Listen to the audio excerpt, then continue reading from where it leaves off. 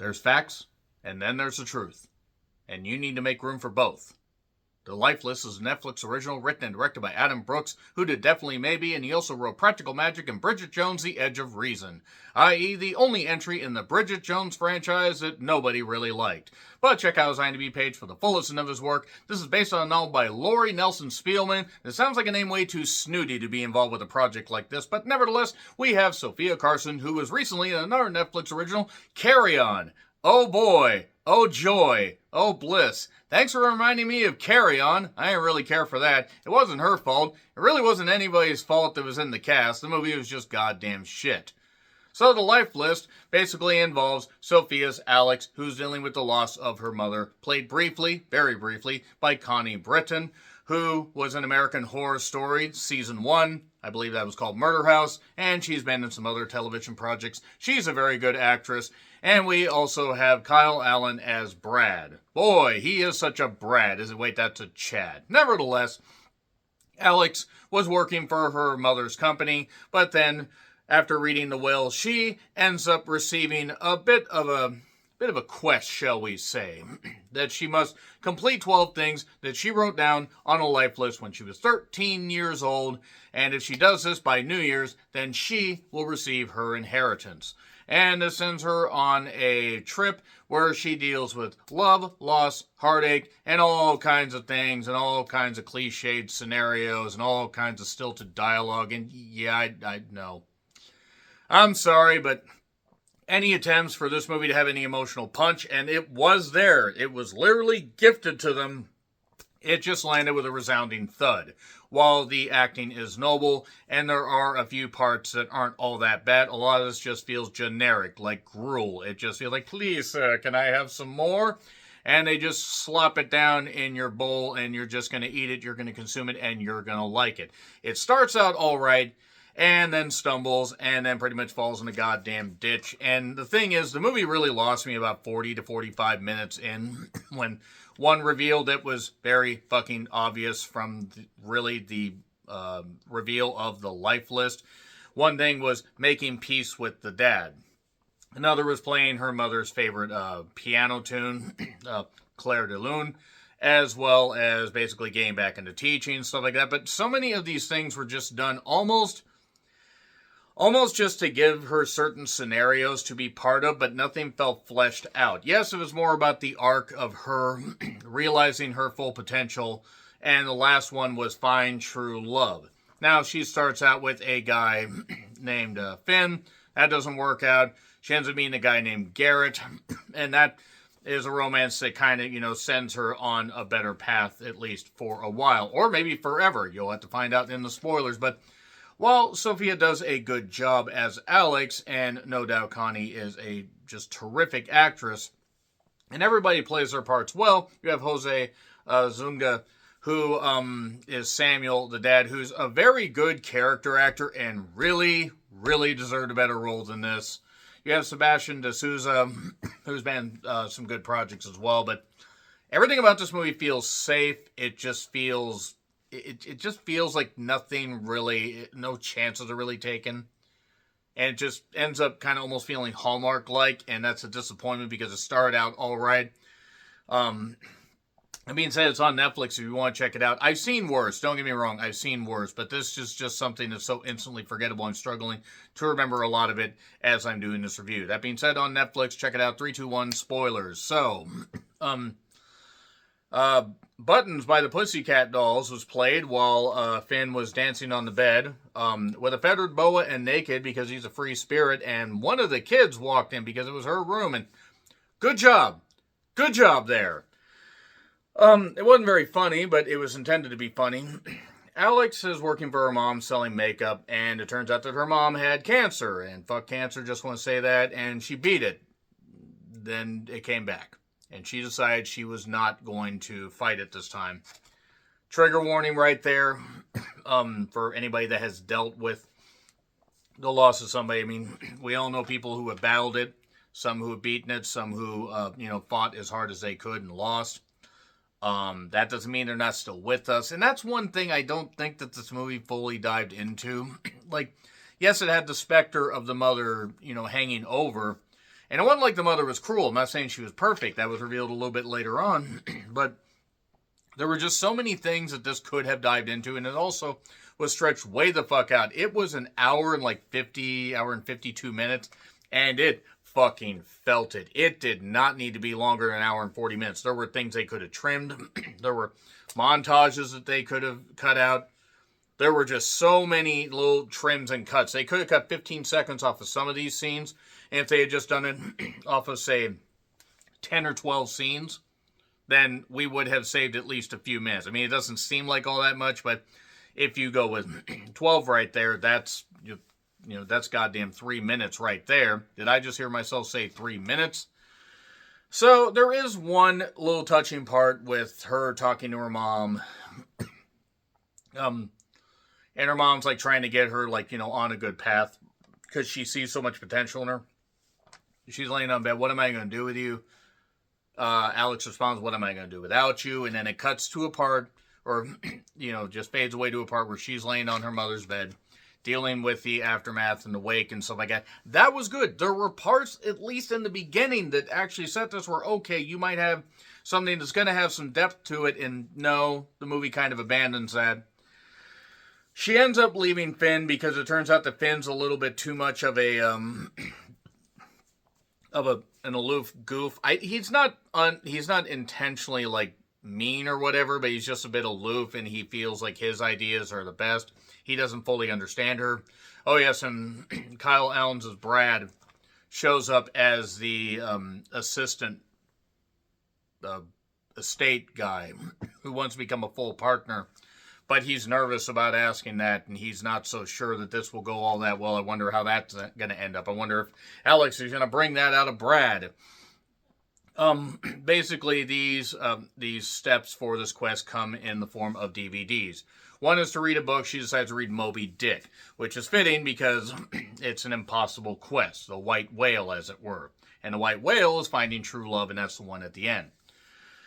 So every checkoff on the list presents a new DVD, and that's a way for for her to keep a physical copy.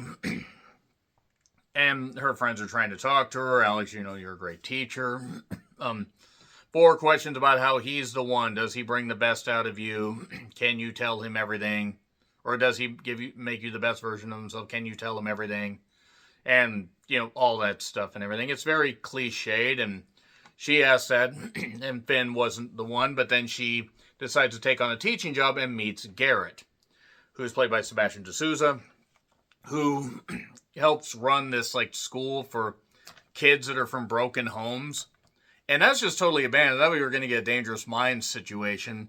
And there's this kid, Ezra, who many are better than.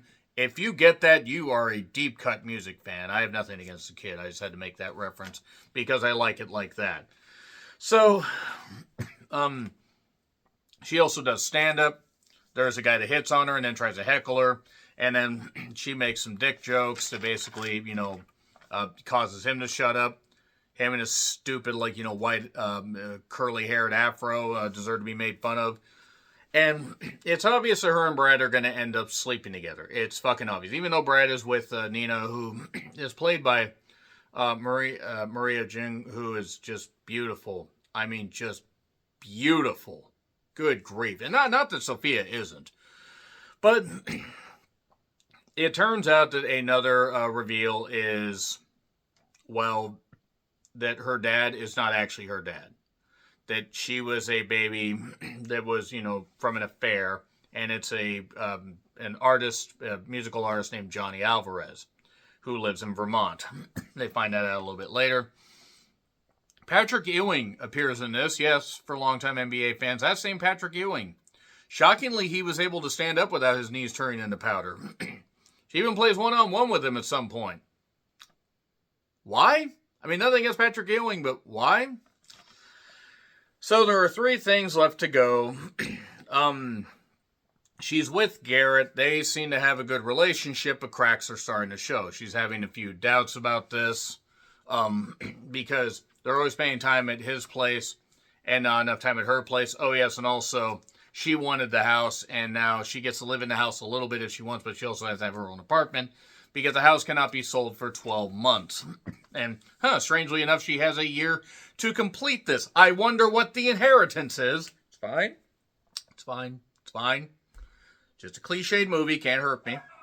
But there's a riff after a dinner where jokes are shared, inane conversations, as Garrett says, and they end up kind of on opposite ends, which is kind of dickish. I mean, and I get it. Some relationships have rifts and no relationship is perfect. Believe me, my longest relationship was like 3.25 years, and that ended in like September of 2008. So, yeah, and quite frankly, admittedly, and I'm not, this is not sour grapes or anything, because it needed to end. We weren't good for each other anymore. I wish her nothing but the best, like she's watching this. But it, quite frankly, probably should have ended after 3 years, maybe after 2.5 years. But as far as I know, she's happy with somebody, and I'm happily single, not having to do anything except talk to you all about this and share personal details for absolutely no fucking reason. So, yes, let's get back to the life list. She has worries about Garrett. Garrett kind of tells her off, shall we say. And he was her ride to Vermont to meet Johnny. So, Brad and Nina decide to drive her, and it's obvious, again, that they're going to end up sleeping together. That's Not My Name by the Ting Tings is played. They must have paid for the licensing like crazy, because I think that song is played 3 times. 3 times in this movie.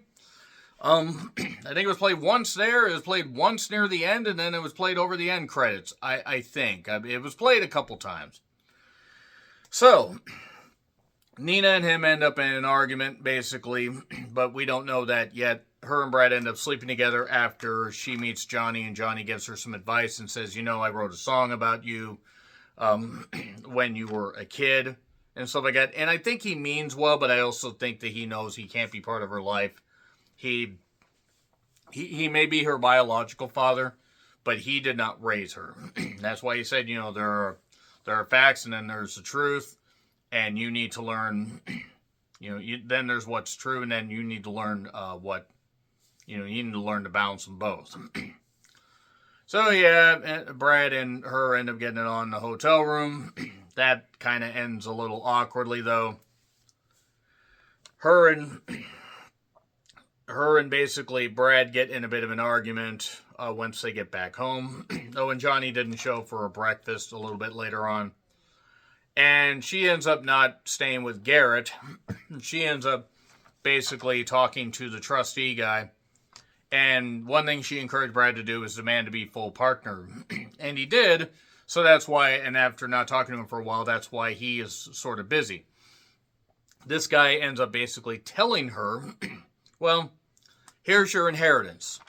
And there was another DVD and stuff like that. And this was kind of sweet, but the problem is it came too late.